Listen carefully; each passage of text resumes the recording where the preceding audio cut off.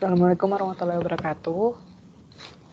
Kami di sini akan mempresentasikan tentang bab 11 dari buku Griffith, yaitu tentang radiasi.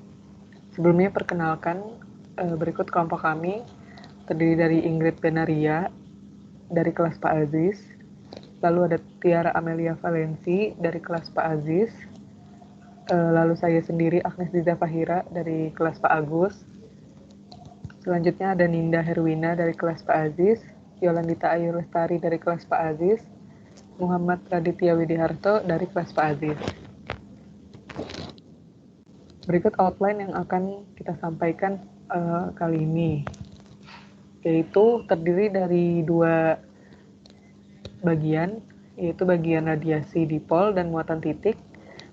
Radiasi dipol terdiri dari beberapa section, yaitu radiasi dipol, pendahuluan untuk radiasi dipol elektrik, radiasi dipol magnetik, dan radiasi dari arbitrary source. Selanjutnya, untuk muatan titik itu terdiri dari dua section, yaitu ada kekuatan radiasi dari muatan titik dan reaksi radiasi. Sebelumnya, apa itu radiasi? Radiasi adalah suatu kejadian di mana muatan bertambah cepat dan medannya dapat mengangkut energi secara irreversibel hingga tak terbatas. Nah, sekarang kita asumsikan bahwa sumber radiasi itu terlokasi di dekat asalnya. Contohnya seperti gambar di samping ini, gambar bola di samping ini. Daya yang melewati permukaan bola ini merupakan integral dari vektor pointing, seperti persamaan di bawah ini. Lalu untuk radiasi elektromagnetik, seperti yang kita tahu, gelombang elektromagnetik itu bergerak dengan kecepatan cahaya dan meninggalkan sumber pada waktu sebelumnya. Dengan persamaannya itu T0 sama dengan T dikurang R per C. Dengan R itu adalah jari-jari bola dan C adalah kecepatan cahaya.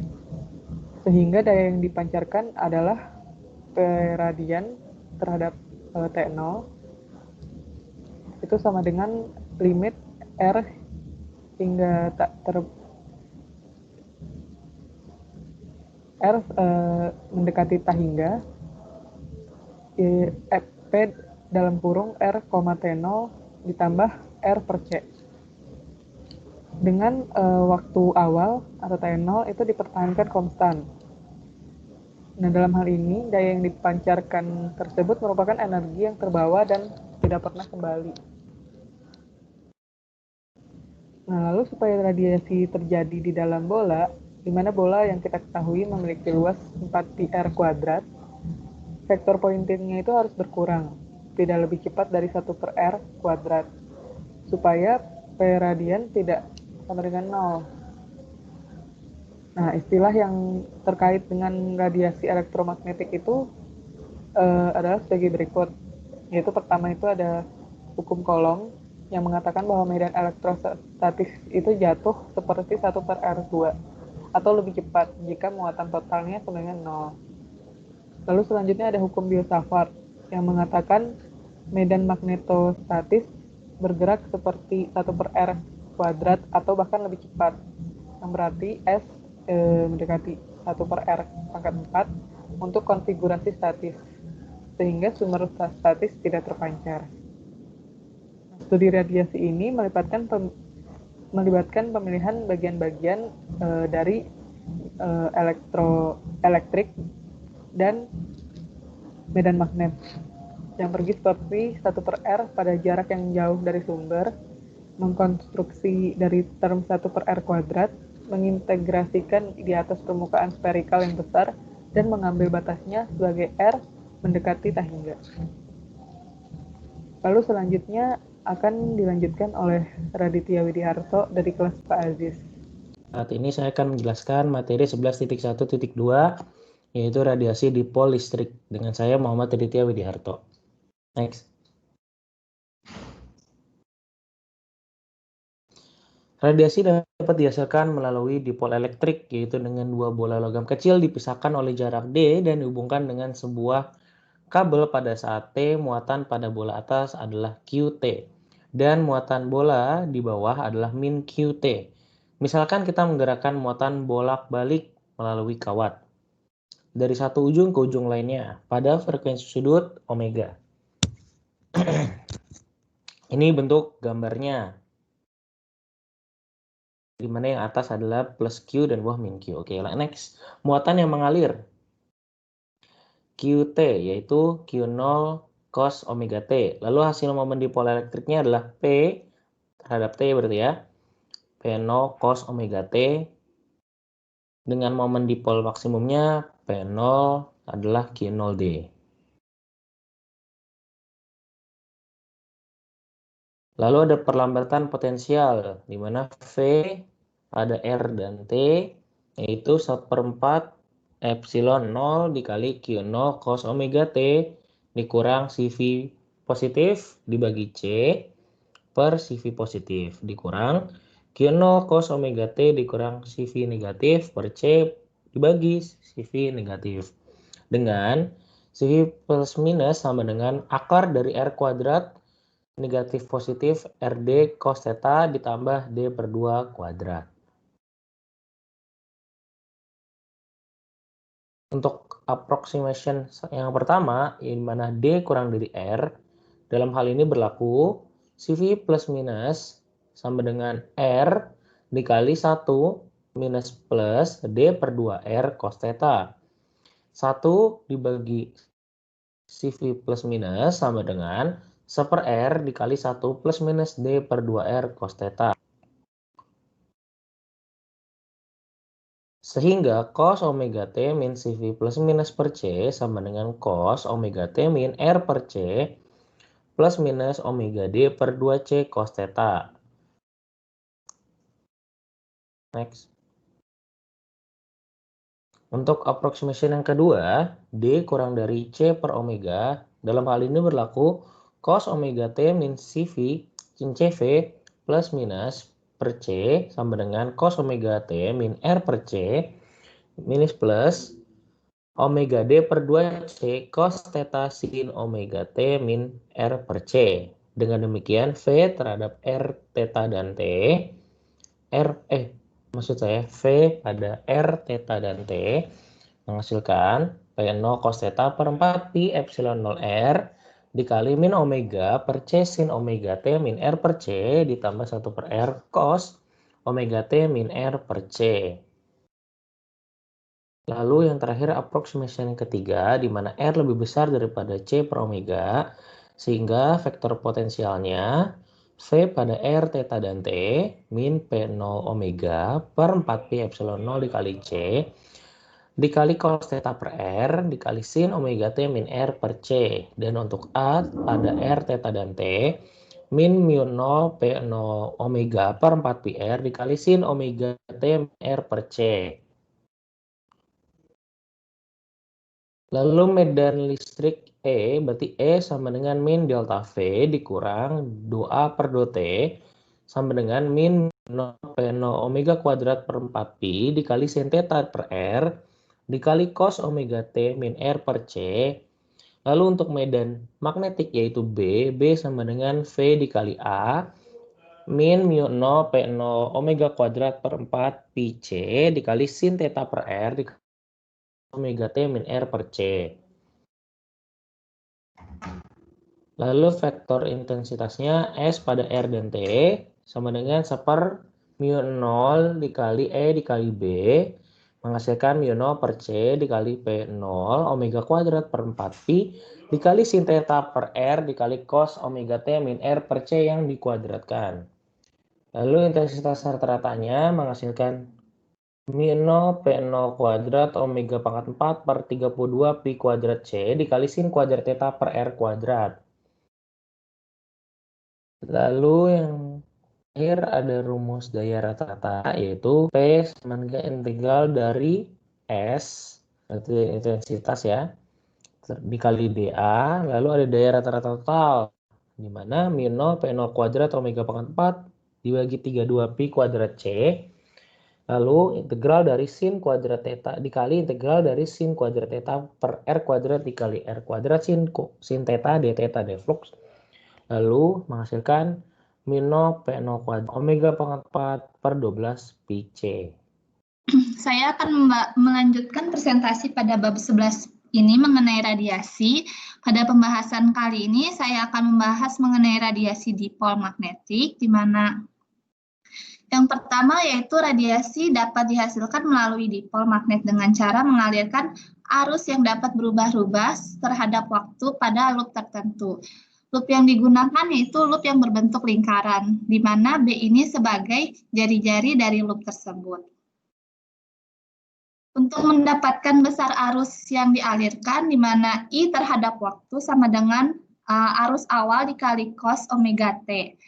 Untuk momen dipol yang bersangkutan, yaitu M terhadap waktu sama dengan V B kuadrat kali arus terhadap waktu sama dengan M0 cos omega T, dengan M0 sama dengan V B kuadrat I0. Lalu besar potensial magnetiknya yaitu A disimbolkan sebagai A terhadap R, T sama dengan U0 I0 B per 4V dan selanjutnya seperti ini. Dengan diketahui nilai CV yaitu pada pembahasan sebelumnya yaitu merupakan akar dari R kuadrat plus B kuadrat min 2R B cosi, di mana B sama dengan B cosi aksen tambah B sin si aksen Y. Lalu pada momen dipol magnet ini terdapat sama seperti hal sebelumnya, aproksimasinya yaitu ada 3. Yang pertama, B jauh lebih kecil dari R, di mana berlaku CV sama dengan R kurung buka 1 min B per R sin theta cosi aksen. 1 per CV sama dengan tinggal di 1 perkan sehingga menjadi seperti ini. Dan untuk cos omega kali T min CV per C sama dengan cos omega kali T min R per C kali cos omega B per C sin theta cosi aksen dikurang sin omega T min R per C kali sin omega B per C sin theta cosi aksen. Lalu untuk aproksimasi ketiganya, di mana sama seperti tadi, yaitu B jauh lebih kecil dari C per omega. Sehingga berlaku cos omega T min CV per C sama dengan seperti ini. Selanjutnya untuk nilai A untuk potensial magnetnya yaitu didapat μ0 M0 per 4V, di mana M0-nya di keterangan sebelumnya yaitu dikali sin theta per R kurung buka 1 per R cos omega T min R per C dikurang omega per C sin omega kali T min R per C kali CV. Dan aproksimasi terakhir yaitu di mana A sama dengan min 0 M0 omega per 4VC kali sin theta per R kali sin omega T min R per C kali CV. Untuk momen B sama dengan Do dikali A sama dengan seperti ini. Dan untuk momen E, untuk medan E sama dengan min Do A per Do T, dan didapat nilainya yaitu seperti ini. Dan untuk vektor intensitasnya, E sama dengan 1 per μ0 dikali E kali B, sama dengan μ0 per C, kurung buka M0 omega kuadrat per 4VC, kali sin theta per R, kali cos omega, kali T min R per C, dikuadratkan, sehingga untuk intensitas rata-ratanya sama dengan μ0 M0 kuadrat omega pangkat 4 per 32 V kuadrat C pangkat 3 dikali sin kuadrat theta per R kuadrat. Dan untuk daya rata-ratanya, di mana P sama dengan integral S dikali dA, dan untuk daya rata-rata totalnya, P P sama dengan mu 0 M0 kuadrat omega pangkat 4 per 12 V C pangkat 3. Selanjutnya, saya Ingrid Benaria akan menjelaskan slide radiation from arbitrary source. Karena di sesi sebelumnya, teman-teman saya, Agnes dan Raditya, sudah menjelaskan radiasi yang dihasilkan oleh dua spesifik sistem, yaitu osilasi dipol listrik dengan osilasi dipol magnet. Maka sekarang saya akan menjelaskan dan mengaplikasikan prosedur yang sama untuk konfigurasi muatan dan arus di arbitrary yang sepenuhnya gitu. Jadi arbitrary itu kalau dalam bahasa Indonesia seperti hubungan yang sewenang-wenangnya gitu. Jadi yang pertama itu kita anggap ada potensial skalar. Saya tunjukkan dulu pointernya. Nah, ada potensial skalar seperti ini. Lalu di mana CV-nya ini adalah akar dari R kuadrat, yaitu sisi miring dari ini ditambah R aksen kuadrat dikurang 2 kali R ini dikalikan dengan R aksen. Di mana arbitrary source ini ada 3 pendekatan, yaitu pendekatan pertama kita asumsikan poin R-nya ini jauh, di mana perbandingan pada sumber dimensi. Jadi R aksennya itu kurang dari R gitu, R aksen ini kurang dari R, di mana R aksennya itu integrasi variabel. Jadi pendekatan pertama ini menjelaskan nilai maksimal pada R aksen. Karena rentang pada sumber yang jauhnya itu lebih kecil dari yang R ini. Jadi bisa kita dapatkan ini, lalu nanti kita samakan jadinya 1 per V, kita samakan jadi 1 per R, dalam kurung 1 ditambah R kali R aksen per R kuadrat. Ininya nilainya jadi plus.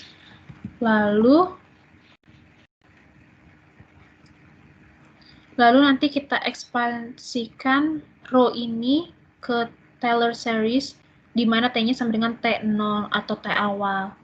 Itu pendekatan pertama.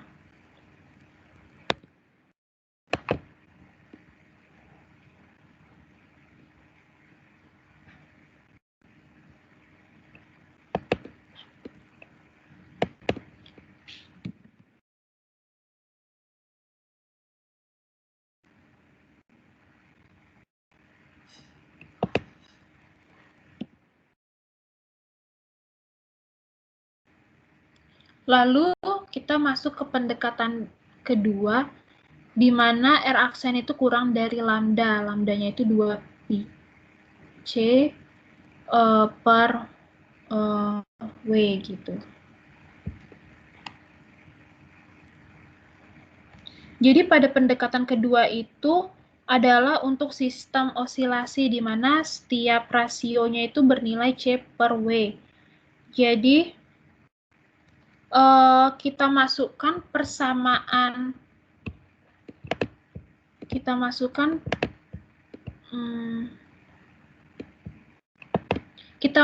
persamaan 1 per V, ini kita masukkan persamaan ini ke persamaan yang ini. Maka nanti kita dapatkan persamaan ini. V, R, T seperti ini.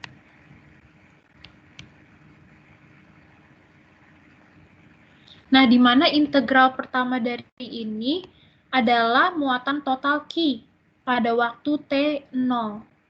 Karena muatannya itu bernilai conserve, maka Q-nya itu bergantung pada waktu. Sehingga integral yang lainnya ini merepresentasikan momen dipol listrik pada T0. Sehingga kita dapatkan nanti hasilnya seperti ini. Nah, kalau kasusnya itu statis, maka monopol sama dipolnya itu berkontribusi ke ekspansi multipol untuk V, sehingga nanti potensial vektornya itu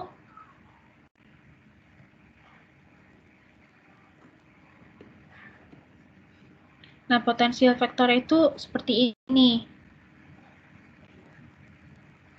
Di mana kita lihat turunan pertama dari R aksen itu dapat menggantikan nilai V ini untuk R, sehingga nanti habis, jadinya nanti cuman T min R per C gitu.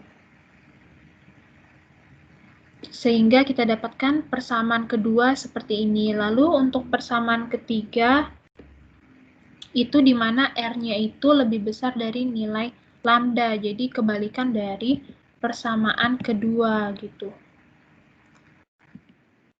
Nah, tapi R-nya itu bukan R aksen seperti itu.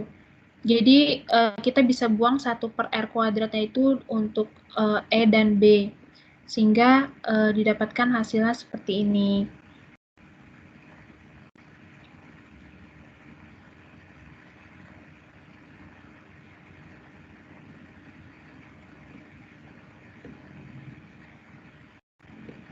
Didapatkan hasilnya seperti ini, terus nanti baru potensial skalar ini kita kalikan A sehingga hasilnya seperti ini.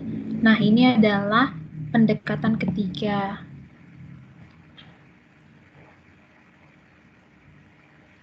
Nah, karena kita ingin menggunakan koordinat polar, maka sumbu Z-nya itu pada arah momentum T,0. Sehingga nanti ada dua, yaitu untuk E dengan B. Lalu nanti kita bentuk dalam pointing vector. Kita kalikan dengan 1 per nu 0, sehingga nanti hasilnya itu seperti ini. Berarti nanti total power radiasinya itu kalau kita integralkan S ini pointing vector dengan dA-nya itu sehingga hasilnya seperti ini. Berikut adalah pendekatan ketiga yang selanjutnya akan dijelaskan oleh teman saya Tiara. Kali ini saya akan menjelaskan mengenai daya yang dipancarkan oleh muatan titik. Sebelumnya, apakah muatan titik itu? Jadi muatan titik atau yang sering disebut sebagai titik muatan adalah sebuah objek bermuatan listrik yang berukuran cukup kecil dibandingkan dengan sesuatu dengan yang dimensinya bisa diabaikan. Seringkali suatu objek yang bermuatan yang berukuran cukup besar juga dapat dianggap sebagai muatan titik atau objek yang memiliki simetri bola. Misalnya, apabila dalam pembahasannya hanya dititik beratkan pada perubahan-perubahan yang terkait titik pusat masanya dan tidak pada perubahan orientasi atau posisi bagian muatannya. Lalu, ada istilah pertama dalam persamaan 11.62 yang disebut dengan medan kecepatan, yaitu atau velocity field, dapat dilihat pada persamaan 11.62. Untuk mencari solusi E terhadap R, T, dapat menggunakan formula Q 4Pi epsilon 0 Cv per C U pangkat 3 dan seterusnya sesuai dengan persamaan 11.62. Yang dimana untuk mencari nilai U dapat dicari dengan formula berikut, dan dengan hasil kali lipat rangkap 3 disebut medan percepatan, yaitu dapat dicari tahu dengan formula sebagai berikut. Lalu untuk mencari vektor pointing dapat menggunakan formula S sama dengan 1 per mu 0 dikali E cross B, dan selanjutnya sudah dipaparkan pada persamaan 11.64. Namun, tidak semua aliran energi ini merupakan suatu radiasi. Beberapa di antaranya hanyalah energi medan yang dibawa oleh partikel saat bergerak.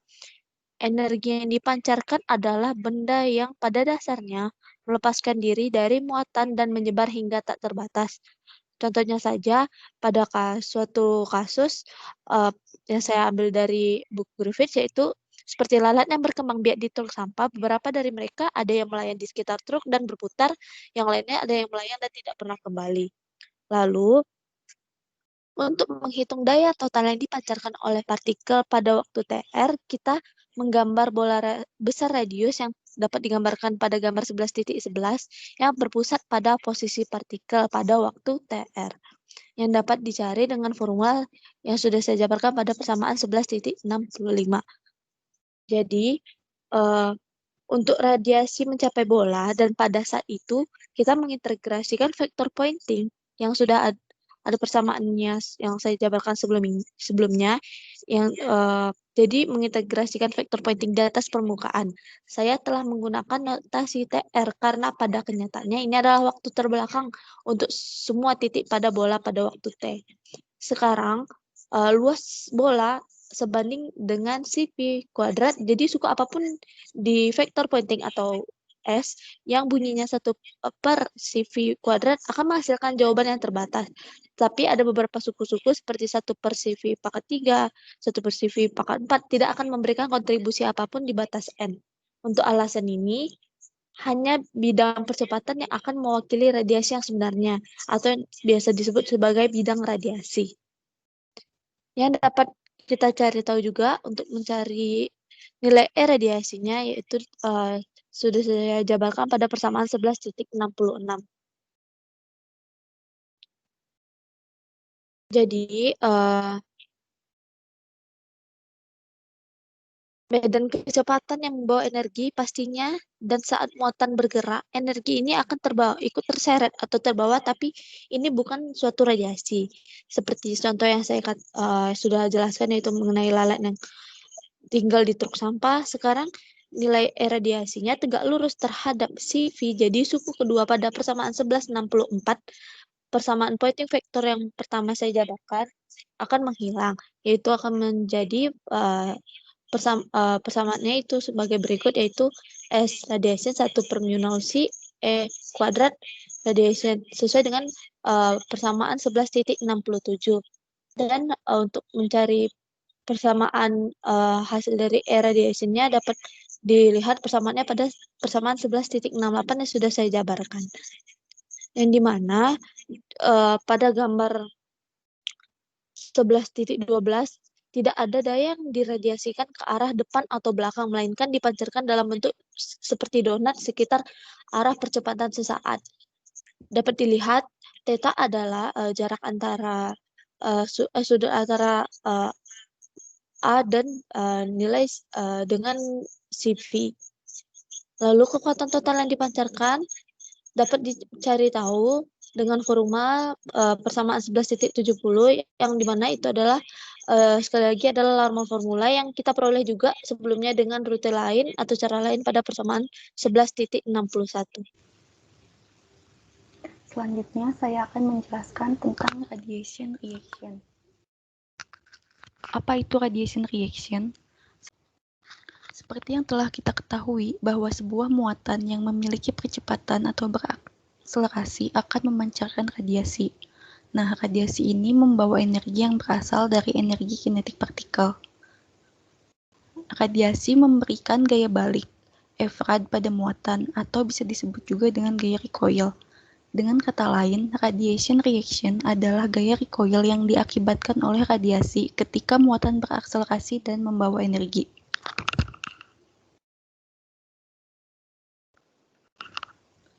Untuk partikel non-relativistik yang kecepatannya jauh lebih kecil daripada kecepatan cahaya, total gaya yang terpancar diberikan oleh rumus Larmor, yaitu equation 11.70. P sama dengan mu0 Q kuadrat A kuadrat per 6 pi-C. Pada konservasi energi menunjukkan bahwa ini adalah tingkat di mana partikel kehilangan energi di bawah pengaruh gaya reaksi radiasi F-rad. Yang persamaannya sebagai berikut. Nah, persamaan ini sebenarnya salah. Kenapa bisa salah? karena kita menghitung daya radiasi dengan mengintegrasikan vektor pointing di atas lingkup radiasi tak terbatas. Dalam perhitungan ini, bidang kecepatan tidak memainkan peran karena jatuh terlalu cepat sebagai fungsi R, jadi tidak memberikan kontribusi apapun. Tapi kecepatan bidang memang membawa energi.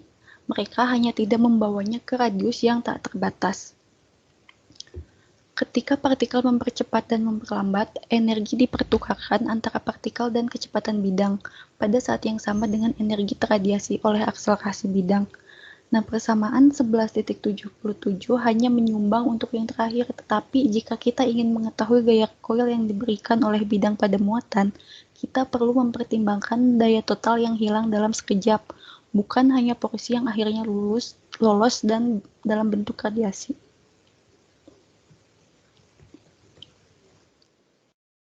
Energi yang hilang oleh partikel dalam interval waktu tertentu maka harus sama dengan energi yang terbawa oleh radiasi, ditambah energi ekstra apapun yang telah dipompa ke medan kecepatan. Namun jika kita setuju untuk mempertimbangkan hanya interval di mana sistem kembali ke keadaan awal, maka energi dalam kecepatan bidangnya sama di kedua ujungnya, dan satu-satunya net loss adalah dalam bentuk radiasi. Dengan demikian, equation 11.77 hanya salah secara instan, tetapi berlaku sebagai rata-rata. Yang persamaannya ditunjukkan di slide. Nah, dengan ketentuan bahwa keadaan sistem identik pada T1 dan T2, dan sisi kanan equation 11.78 dapat diintegrasikan dengan suku cadang. Seperti ini. Lalu bagian batasnya turun karena kecepatan dan percepatan identik di T1 dan T2, sehingga persamaannya dapat ditulis setara dengan seperti ini. Nah, persamaan 11.79 yang barusan tentu akan dipenuhi jika average-nya sama dengan μ0 Q kuadrat per 6 pi C A. Nah, persamaan ini adalah formula Abraham-Lorentz gaya reaksi radiasi. Sekian presentasi dari kami. Terima kasih.